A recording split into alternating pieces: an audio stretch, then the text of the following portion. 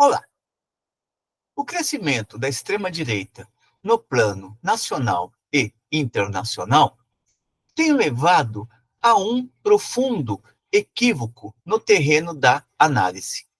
Este equívoco se refere ao fato de que, para se analisar a consolidação ou a expansão das teorias mais reacionárias que se aproximam diretamente do fascismo, do nazismo, para não dizer quando elas são extremamente identificadas com estes dois referenciais, para se fazer a análise, remete-se ao terreno do indivíduo.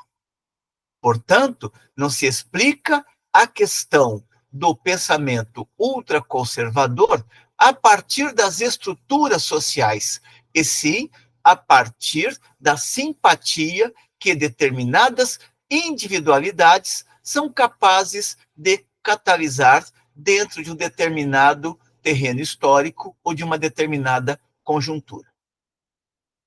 Outro será o caminho que está colocado para a análise lukácsiana. Lukács não procurará compreender Hitler como um indivíduo, e sim como expressão de determinadas relações de classe que se consolidavam no plano internacional e na Alemanha naquele período. Lukács vai observar também que o pensamento ultraconservador, não apenas o pensamento conservador, mas também o pensamento ultraconservador, ele está ancorado em uma determinada teoria que busca legitimá-lo. Em razão disto, que no 7º capítulo de seu livro A Destruição da Razão, Lukács se volta para discutir a questão do darwinismo social, a teoria das raças e o fascismo. Portanto, ele procurará investigar como que a teoria das raças acabou servindo de instrumental teórico para legitimar o programa do fascismo e, em particular, do hitlerismo. É em razão disto que hoje discutiremos mais uma parte deste capítulo 7º. Anteriormente, discutimos a questão de Gobineau e a teoria das raças. Hoje, discutiremos a questão do darwinismo social de Gromowicz, Ratzenhofer e Voltmann. Por darwinismo social, Lukács está chamando aqui a incorporação da teoria das raças e a busca de dar a ela uma fundamentação sociológica, portanto, uma explicação científica. Lukács observará também que esse darwinismo social apresenta diferenças em relação à proposta de Gobineau. Enquanto a teoria das raças de Gobineau olha para trás, portanto, para a defesa do feudalismo, aqui o darwinismo social procura se manter antenado com o desenvolvimento do imperialismo. Vejamos, pois, como Lukács vai expor esta questão. Como sempre, realizaremos a síntese do capítulo, seguindo passo a passo, de tal modo que quem se disponha a ler o capítulo possa seguir o raciocínio. Dirá Lukács, para poder se converter na ideologia dominante da reação extrema, a teoria das raças precisava se despojar de suas vestes abertamente feudais e assumir o disfarce e a máscara da mais moderna cientificidade. Isto traduz, ou pode ser compreendido, como a expressão da mudança decisiva do caráter de classe da nova teoria das raças. Portanto, a teoria das raças que se desenvolve posteriormente a Gobineau não está procurando voltar ao passado, muito menos encontrar uma legitimidade do passado, e sim procura pensar o tempo presente, mas como o tempo presente pode ser o tempo presente das correntes mais ultraconservadoras, como se estas representassem a saída para a humanidade. Agora, prossegue Lukács, se trata dos privilégios das raças europeias frente às raças de cor. Este elemento já estava presente em Gobineau. No entanto, é reapropriado para pensar a política do imperialismo. Além disso, dos povos germânicos, dos privilégios das raças europeias frente às raças de cor. E, além disso, dos povos germânicos e, principalmente, do povo alemão sobre os demais povos da Europa. Ou seja, surge a ideia de que existe um povo destinado a comandar os rumos da humanidade. Não se trata de qualquer nação europeia, mas sim da nação alemã. Esta estaria chamada a construir um mundo novo. Neste sentido, esta nova teoria, o que ela sedimentava no fundo, era uma ideologia da dominação mundial sob o controle alemão. Portanto, esta teoria ela vai procurar explicitar que surgiu ou teve nascimento uma nova nobreza e não procura, pelo contrário, legitimar uma aristocracia histórico-feudal. No caso de Gobineau, ele está olhando para o passado, para a nobreza feudal. No caso dos teóricos que vão sedimentar o chamado darwinismo social, se está elegendo um determinado povo como sendo superior aos demais e, portanto, caberia a este povo os rumos da humanidade, dar o norte para o desenvolvimento histórico-social. Neste sentido, observará Lukács, o darwinismo social desempenhará um papel decisivo. Só que este darwinismo social não é a apropriação da teoria de Darwin, e sim a deformação da teoria de Darwin a respeito da seleção natural. Lukács lembra que Darwin era um progressista e que Darwin, inclusive, foi considerado por Marx e por Engels como uma expressão elevada do pensamento científico, ainda que no interior das hostes burguesas, ou do pensamento liberal burguês. Dirá Lukács, as obras de Darwin fecundaram, estimularam a ciência progressista, a tal ponto que Engels escreve a Marx, Darwin é magnífico. E Marx responde a Engels que, no livro de Darwin, se encontram os fundamentos da nossa concepção no terreno da história natural. Ou seja, Darwin fará uma investigação científica para mostrar como é que as espécies vão surgindo ou vão desaparecendo, mas não a partir de uma invenção do pensamento, e sim a partir da observação empírica, de tal modo que é possível se extrair do livro A Origem das Espécies como é que vai se transformando o reino da natureza. É preciso ter em conta, prossegue Lukács, que a influência de Darwin se produz, ou se produziu, numa época de crise geral das ciências sociais e encontrava-se entrelaçada com esta crise. Lukács procurará expor brevemente a ideia da crise da ciência burguesa. Lembremos que, na leitura de Lukács, 1848 foi um momento decisivo para o início do declínio do pensamento burguês. A partir de 1848, quando o proletariado entra efetivamente em cena, o pensamento burguês teve a necessidade de mistificar cada vez mais o que eram efetivamente as relações sociais de classe e, em particular, o que eram as relações sociais no interior da sociedade burguesa, ou seja, do modo de produção capitalista.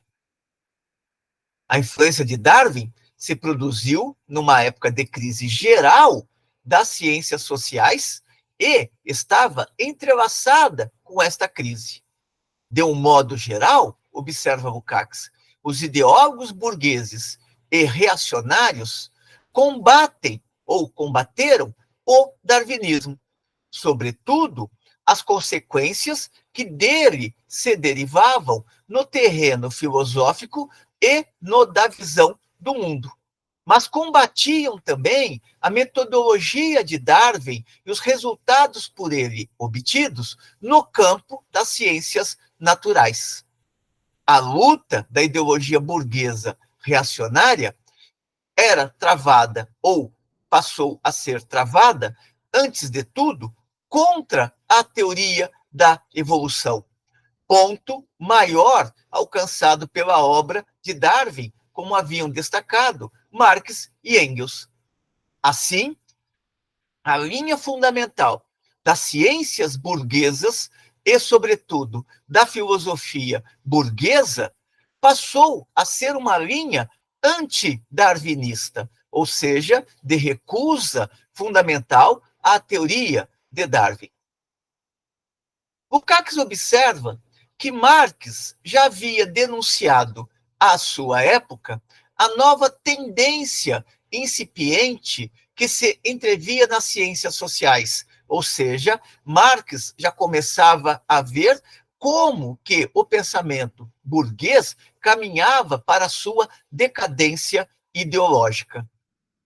Para isso, faz referência a F.A. Lange, criticando o livro deste autor. Dirá Marx, o senhor Lange fez uma grande descoberta, a ironia marxiana. Toda a história deve se reduzir a uma grande lei natural única. Esta lei natural é a frase da luta pela vida, a luta pela existência. Frase cujo conteúdo não é outro que a lei malthusiana da população, ou melhor dito, da superpopulação.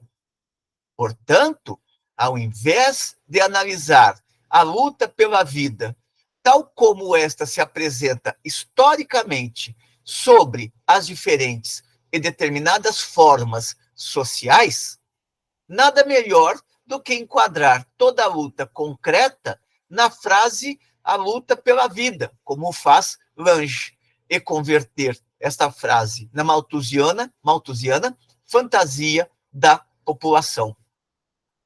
Tratava-se ali, para o pensamento burguês, de um método que pretendia dar ares de grandeza, fazendo-se passar por ciência. Lukács vai observar, em vários momentos da sua obra, como que esse declínio do pensamento burguês se dá, inclusive, no terreno da literatura. Significativo neste sentido é o texto de Lukács, Marx e a decadência ideológica. A decadência ideológica a qual ele se refere é a decadência ideológica do pensamento burguês. Prossegue Lukács. Detenhamo-nos, por um momento, no exame de quais são as condições gerais que determinam o nascimento do chamado darwinismo no campo da sociologia. A economia clássica se dissolveu, sobretudo na Inglaterra, em consequência da luta de classes. Sua conversão em economia vulgar, ou seja, anticientífica, acarretou consequências que não se limitaram ao campo econômico. Não foi casual que, nessa época, a sociologia se separou da economia para se constituir como disciplina autônoma. Comte, por exemplo, separou a sociologia de seus fundamentos econômicos. A nova sociologia, neste sentido, renunciava ao fundamento econômico metodologicamente necessário para compreender a realidade, buscando encontrar o fundamento nas ciências da natureza para garantir àquelas teorias a sua suposta objetividade e legalidade, portanto, legitimidade enquanto ciência. Com semelhante orientação, concluirá Lukács esta parte do raciocínio, a sociologia não poderia permanecer imune à influência profunda da ação mundial da teoria darwinista. Portanto, o pensamento burguês se enredava cada vez mais em um labirinto, e a saída deste labirinto apontava cada vez mais para o desenvolvimento de uma forma conservadora de pensamento. No último quarto do século XIX, portanto, a partir de 1875, lembremos que 1875 é tomado também como um referencial por Lenin em seu livro O Imperialismo, a Fase Superior do Capitalismo, pois é a partir de 1875 que fundamentalmente se desenvolvem os monopólios, os cartéis, os trusts e a política imperialista. No último quarto do século XIX, a ideologia burguesa entrou em uma nova fase. Esta fase é a fase da apologética, ou seja, não aquela na qual se procura aprofundar a compreensão da sociedade de modo científico, mas, pelo contrário, se procura apresentar a sociedade com uma compreensão cada vez mais mistificada das suas estruturas reais. No último quarto do século XIX, a ideologia burguesa entrou em uma nova fase da apologética do capitalismo.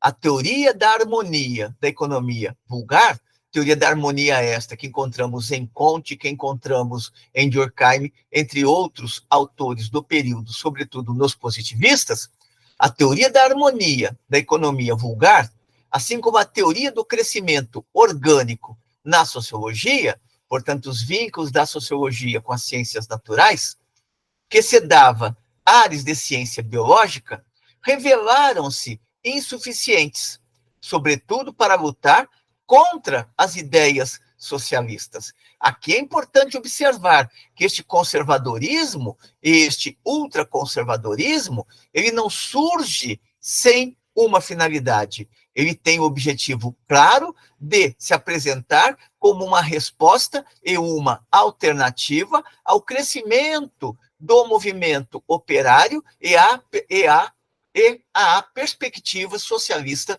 e comunista. Daí Lukács destacar que esta ciência sociológica, que se pretendia científica, se dava ares de ciência biológica no terreno do social. Portanto, estes esforços de trazer o terreno da biologia para análise da sociedade revelaram-se insuficientes, sobretudo no que se refere a lutar contra as ideias socialistas. E para isso, para este fracasso, contaram alguns elementos. Diz Lukács, a razão desse fracasso da teoria da harmonia da economia vulgar e da sociologia orgânica, ou seja, aquela que vai buscar nas ciências naturais paralelos para explicar a vida social, como acontece, por exemplo, com Émile Durkheim, a razão desse fracasso da teoria da harmonia, da economia vulgar e da sociologia orgânica é preciso buscar no recrudescimento das contradições do capitalismo, ou seja, intensificam-se as contradições no interior do modo de produção capitalista nos planos nacionais e internacional. E, juntamente com isto, no recrudescimento das lutas de classes que se revelavam cada vez mais violentas, evidenciavam a nulidade da teoria da harmonia. Por outras palavras, o movimento operário também estava se desenvolvendo à medida em que o capitalismo se expandia. E isto intensificou a luta de classes, de tal modo que todo discurso sobre a harmonia no interior da vida social tinha que necessariamente ficar restrito ao terreno discursivo, ao terreno da retórica, ao terreno do desejo e não ao terreno da realidade. De modo que, caso se queira justificar o capitalismo como o melhor sistema econômico e social possível, caso a sociologia, enquanto ciência apologética burguesa, procurasse se desenvolver, isso teria que conduzir à reconciliação com o sistema capitalista e convencer os indecisos de sua superioridade. Então, as contradições, os lados desumanos do capitalismo não deviam ser negados nem apagados, mas se tornar o ponto de partida da apologética. O Marx quer dizer o quê? Horas, não dava para mascarar cada vez mais as contradições internas do capitalismo. Não dava para mascarar a existência dos conflitos no interior da sociedade.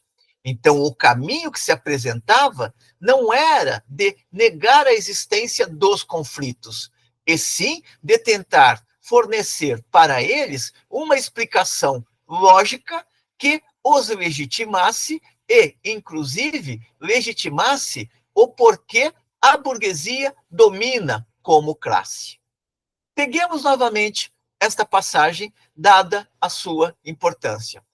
A razão desse fracasso da teoria da harmonia, da economia vulgar e da sociologia orgânica é preciso buscar no recrudescimento das contradições do capitalismo e, juntamente com isso, no recrudescimento das lutas de classes que se revelavam cada vez mais violentas e evidenciavam a nulidade da teoria da harmonia. De modo que, caso se queira justificar o capitalismo, ou caso se quisesse justificar o capitalismo como o melhor sistema econômico e social possível, caso a sociologia, como está obrigada a fazer, enquanto ciência apologética burguesa, tivesse que reconduzir a reconciliação com o sistema capitalista e convencer os indecisos da sua superioridade, então as contradições e, sobretudo, os lados desumanos do capitalismo não deveriam ser negados nem apagados, mas, pelo contrário, deveriam se tornar o ponto de partida da apologética. Dito em poucas palavras, ao passo que, agora, portanto, naquele momento, a apologética do capitalismo negava os aspectos perversos desse sistema. Ou seja, incapaz de mistificar, mascarar, esconder as contradições reais da sociedade, o pensamento burguês lança-se ao reconhecimento de que contradições existiam, violências ou conflitos entre as classes existiam, mas busca dar uma explicação apologética do capitalismo, eliminando ou negligenciando os aspectos perversos do modo de produção para ressaltar apenas os aspectos positivos do modo de produção capitalista. Nesse sentido, Darwin foi incorporado, mas apenas através de momentos isolados. Desenvolve-se o darwinismo fraseológico, que estava destinado a ser um ponto de apoio extraordinariamente adequado a esta nova forma de apologética. por outras palavras, o pensamento ultraconservador, se apoia em Darwin, deformando Darwin e transformando o pensamento darwinista, no fundo, em um anti-darwinismo. O darwinismo social, observa Lukács, oferecia as mais diversas possibilidades. Lembrando que este darwinismo social é o esforço de se apropriar sociologicamente da teoria de Darwin, sociologicamente dentro do leque conservador. O darwinismo social oferecia as mais diversas possibilidades. Em primeiro lugar, lançava as bases para uma concepção monista, científico-natural da sociologia. A sociedade, vista desse modo, aparecia como uma parte perfeitamente homogênea da legalidade cósmica geral. Enquanto Engels abraçava o darwinismo por considerá-lo um estímulo à concepção histórica da natureza, esta sociologia, este darwinismo social, se valia de Darwin convertido em frase para desmontar o historicismo nas ciências sociais, ou seja, para desmontar a leitura da concepção materialista da história. Em segundo lugar, observa Lukács, por esse caminho se apagava da sociologia não só todas as categorias econômicas, mas também as classes. A luta pela existência, a qual se referia anteriormente Lange, a luta pela existência das raças, passou a ocupar seu lugar. Ou seja, saem as classes, entram as raças. Em terceiro lugar, a opressão, a desigualdade, a exploração, etc., passaram a comparecer nas análises como fatos naturais, como legalidades naturais, inevitáveis e insuperáveis. Portanto, qualquer luta que se procurasse travar para eliminar as desigualdades sociais ou os mecanismos de opressão sociais estariam fadados ao fracasso. Com isso, se justificava como condizente com a natureza tudo o que o capitalismo tinha de terrível. Em quarto lugar, tal sociologia, ou seja, a sociologia do darwinismo social, tal sociologia sujeitava à legalidade natural, tornando os homens mais resignados diante do destino capitalista. Dentro do darwinismo social, um papel particular é assumido na leitura de Lukács por Gumprowicz. Para Lukács, Gumprowicz formula com grande precisão esse aspecto do darwinismo social. A sociologia era, para ele, a concepção da história humana como processo natural. Este autor predicava a necessidade de que o homem se submetesse resignadamente às leis naturais, que eram as únicas que governavam, segundo ele, a história. Essa teoria de Gumprowicz se apresentava como elevada, objetiva e imparcial, suprapartidária, ainda que seus principais ataques fossem dirigidos claramente contra o socialismo e seus partidários. Lukács observa que o darwinismo social não foi combatido somente pelos representantes do velho pensamento liberal, ou seja, existia resistência naquele período à elaboração dessas teorias propugnadas pelo darwinismo social. No entanto, esse combate ele estava fadado em geral, ao fracasso, porque também não conseguiam aprender as novas determinações que estavam postas através das teorias do darwinismo social.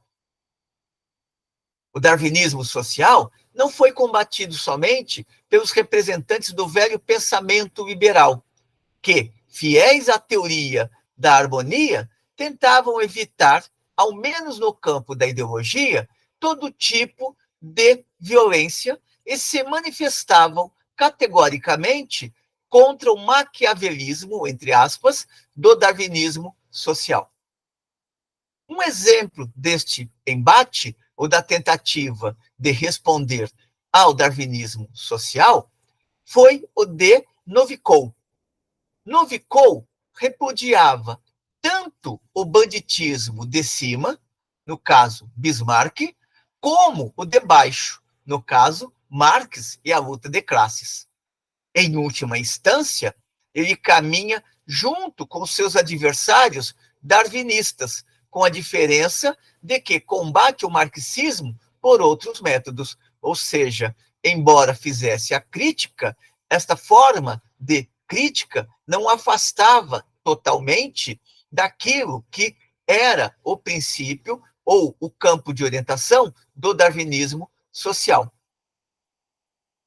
Também repudiaram veementemente o darwinismo social alguns sociólogos que fomentavam em outros aspectos o desenvolvimento ideológico do período imperialista, ou seja, reconheciam a política imperialista em certos aspectos, mas discordavam das teorias ancoradas no darwinismo social. Um destes pesquisadores, ou um destes sociólogos, foi Tony. No entanto, a crítica de Tony, ela era extremamente rasteira, se limitava a apontar para o baixo nível do pensamento científico que havia no darwinismo social, portanto, de pouca ou nenhuma eficácia para combater aquela forma de pensamento.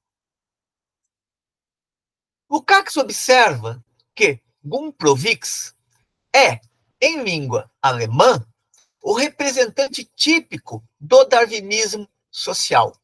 Chega mesmo a falar que Gumplowicz fez escola, ou seja, encontrou diversos seguidores. Um deles foi Ratzenhofer.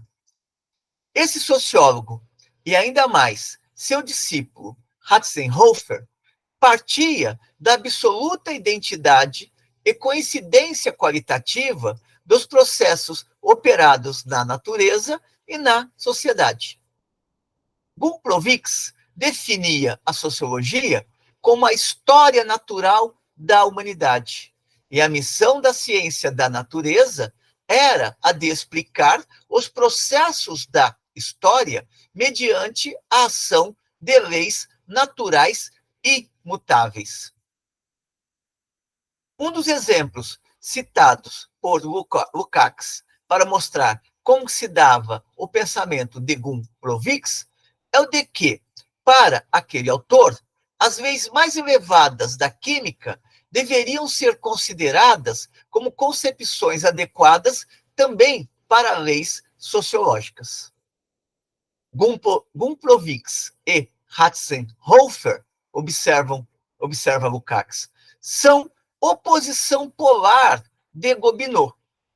No entanto, comum entre o método biológico daqueles e o deste, ou seja, comum entre o método biológico de Gumplowicz e Ratzenhofer e a teoria de Gobineau, estava o fato de que o fenômeno social, com a ajuda da analogia pseudocientífica natural, resultava numa legalidade aparente. Pode-se ver aqui, observa Lukács, a tendência que se tornará visível no fascismo, ou seja, conclusões baseadas exclusivamente em analogias, muitas vezes de tipo absolutamente superficial, que nada dizem, nem nada demonstram, e que não encerram de modo algum força realmente probatória ou provante. Ou seja, o terreno no qual estas teorias se desenvolvia era mais a do enunciado, sem a comprovação do enunciado. Com esse suposto método científico natural, o darwinismo social suprimiu a história.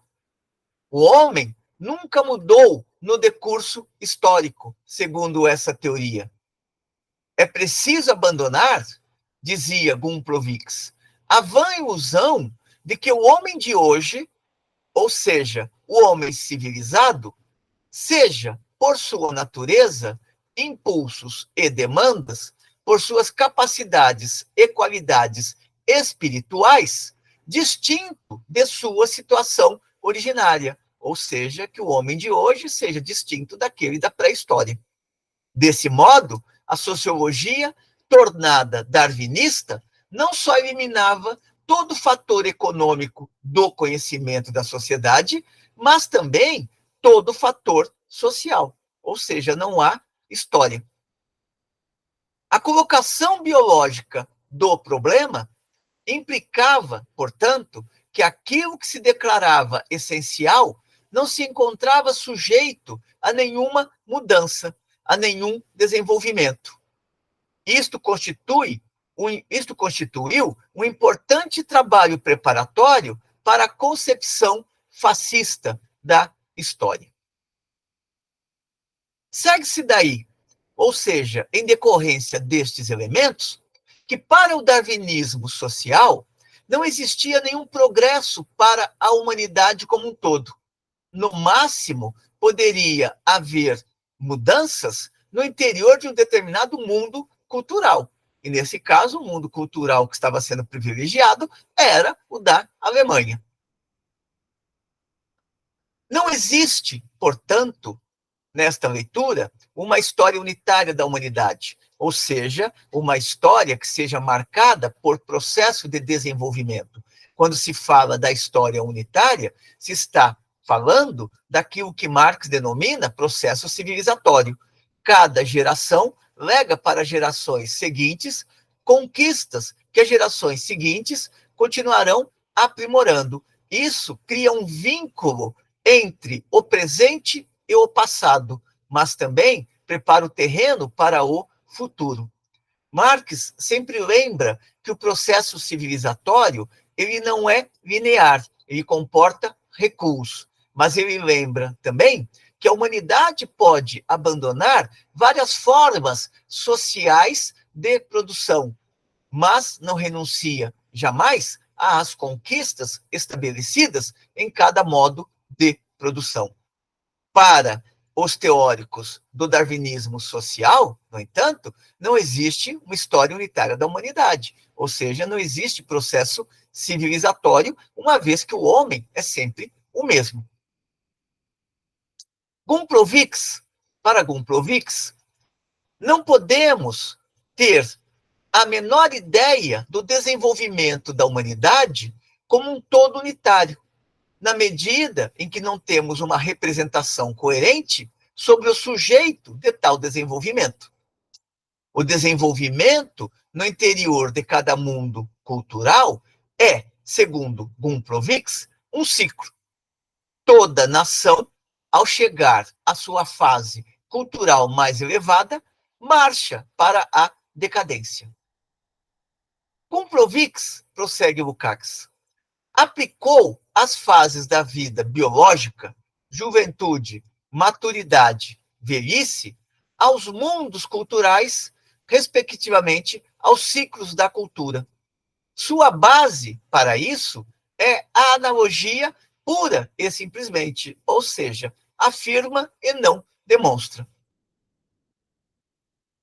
Enquanto as descobertas de Darwin ajudaram Marx e Engels a compreender a natureza e a sociedade como um grande processo histórico unitário, o darwinismo social destruiu, teoricamente, a concepção de uma história geral unitária da humanidade conquistada pela ciência burguesa progressista. Ciência burguesa progressista é aquela que é anterior a 1848. Adam Smith e David Ricardo fazem parte da ciência burguesa progressista. Os liberais representaram em determinado momento um aspecto da ciência burguesa progressista. Significa que o pensamento burguês tem uma fase de ascensão e declínio. A fase de ascensão é científica, a de declínio é anticientífica. Esse método místico, utilizado por Gumplowicz, entre outros, jogava com analogias, conduzia a conclusões totalmente falsas, mesmo onde seu ponto de partida originário fosse um fato da observação social que correspondia à realidade. Assim, por exemplo, Gumplowicz observava que o nascimento do Estado guardava uma relação íntima com a desigualdade social entre os homens. Mas, na medida em que não busca para essa desigualdade causas econômicas, e sim causas cósmicas, tomadas de uma pseudo-ciência da natureza, deduzia uma mística reacionária de uma observação certeira. E assim surgia a afinidade estreita do darwinismo social com a teoria das raças reacionária. Uma vez que para Gumplowicz, assim como para Gobineau, anteriormente, a desigualdade originária dos homens constituía o ponto de partida. Portanto, não havia no passado da humanidade nenhum momento no qual as estruturas fossem estruturas igualitárias. Não houve, por exemplo, modo de produção comunal primitivo.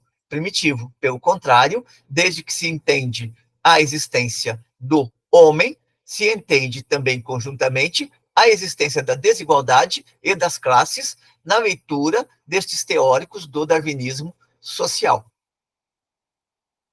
Portanto, para eles, a desigualdade era o natural, a igualdade, o antinatural e o impossível.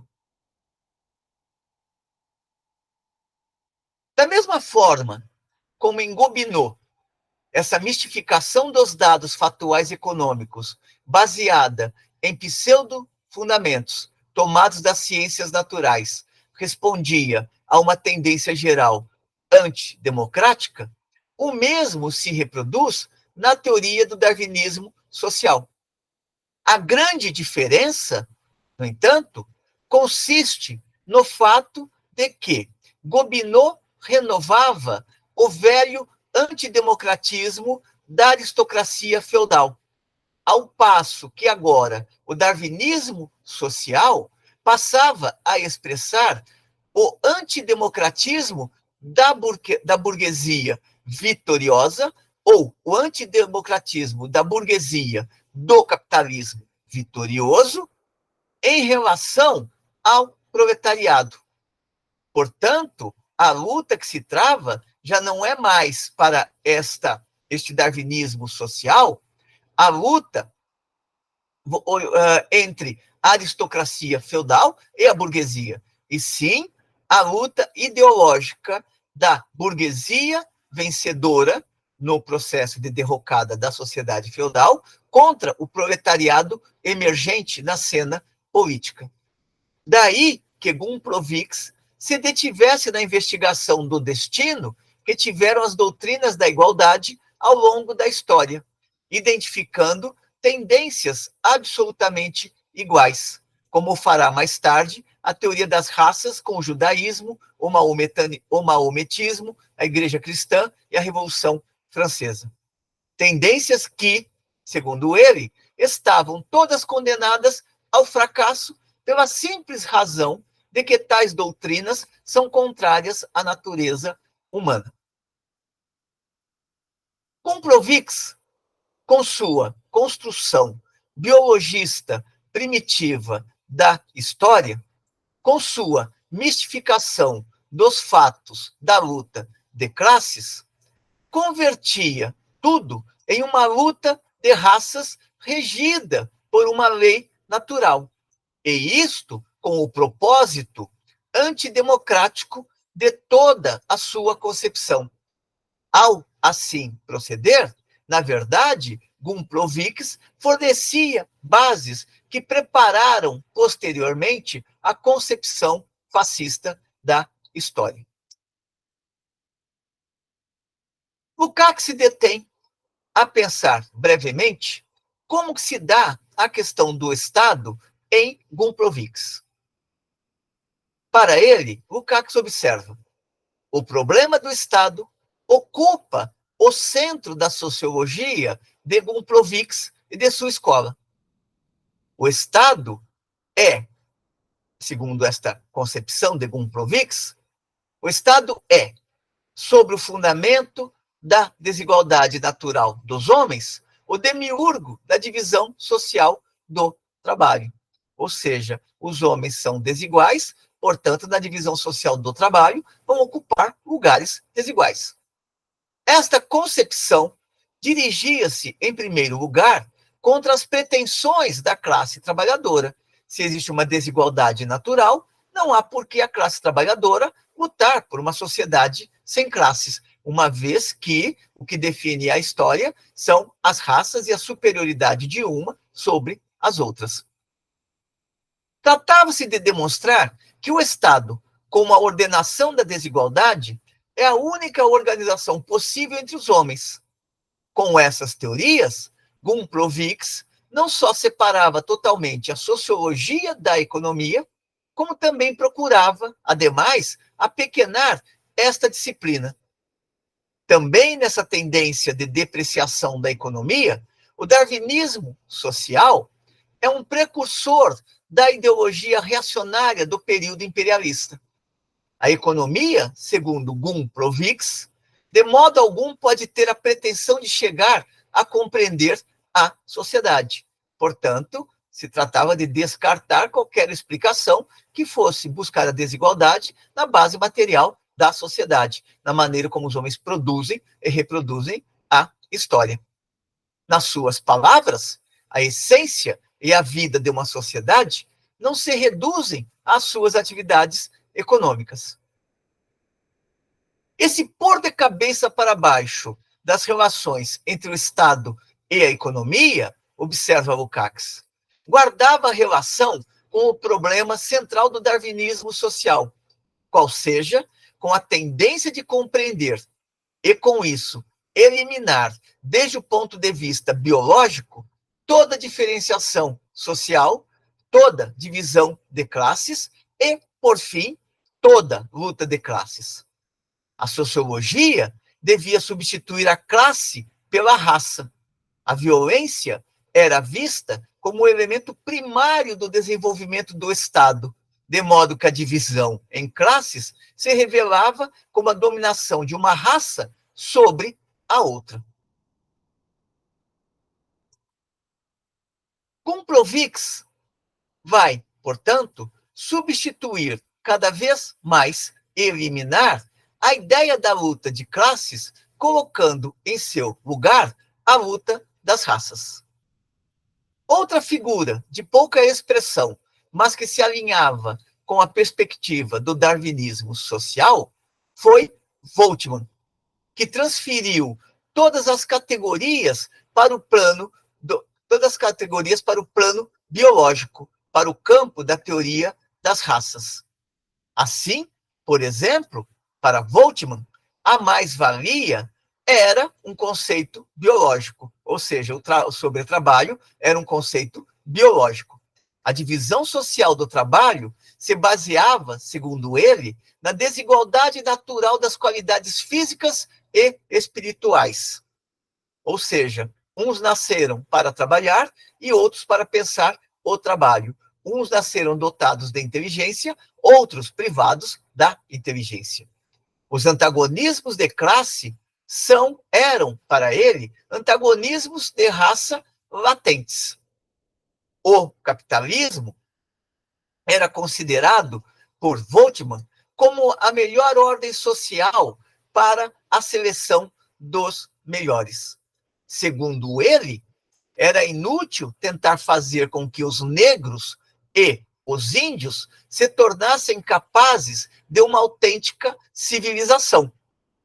E afirmava ainda: os brancos serão sempre a raça senhorial nas colônias. E renovava com isso a doutrina de Gobineau com base no darwinismo social, só que agora convertida na ideologia do imperialismo alemão, ao sustentar que a raça nórdica era a portadora inata, portanto natural, da civilização universal. Voltmann, prossegue Lukács, repudiava o desenvolvimento unitário da humanidade, ou seja, toda a processualidade histórica, uma vez que trabalhavam com a ideia da eternidade, ou de que existem coisas naturais que não podem ser mudadas. Repudiava o desenvolvimento unitário da humanidade. É falso, dizia ele, falar de um desenvolvimento do gênero humano, pois o que se desenvolve são as diferentes raças específicas. Naturalmente, ele também se dava conta de que, na realidade historicamente dada, não existiam raças puras. Mas, assim como fez Gumprowicz, em vez de reconhecer honestamente essa contradição, tratava de evitá-la. O modo como Voltmann procura suplantar o pessimismo de Gobineau consistiu na esperança modesta de poder conservar e salvaguardar a existência nobre e saudável da raça atual por meio de medidas de higienização e políticas raciais. Vejam como que estes elementos eles serão posteriormente amplamente incorporados pela ideologia do nazismo na Alemanha e pelos princípios da extrema-direita e o fascismo em outros países. Na esperança modesta de poder conservar e salvaguardar a existência nobre e saudável da raça atual por meio de medidas de higienização e políticas raciais.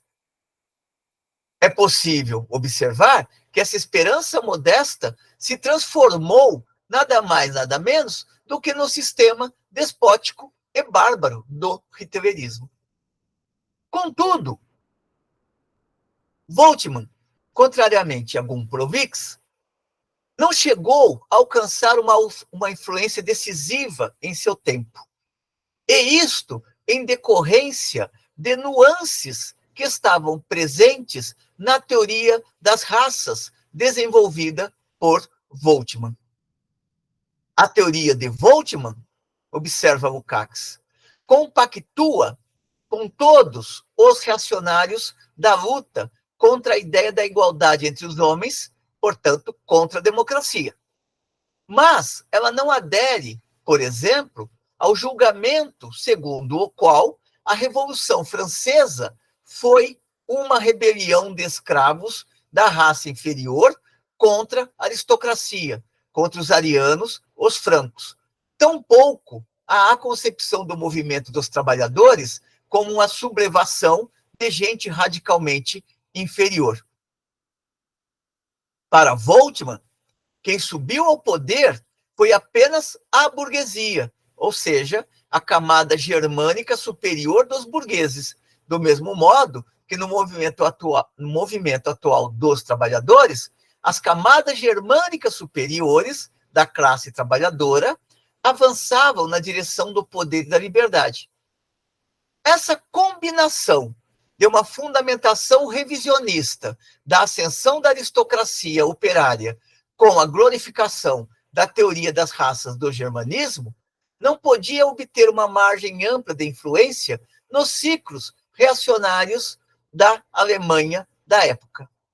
Essas hesitações e inconsequências fizeram da teoria das raças de Voltmann um episódio puramente de transição, ainda que muitas de suas sugestões viessem a frutificar mais tarde no fascismo. Com esta passagem, Lukács encerra a discussão deste item 2 que vimos discutindo. Ele vai abrir um item 4, que tem por subtítulo Chamberlain como fundador da teoria moderna das raças.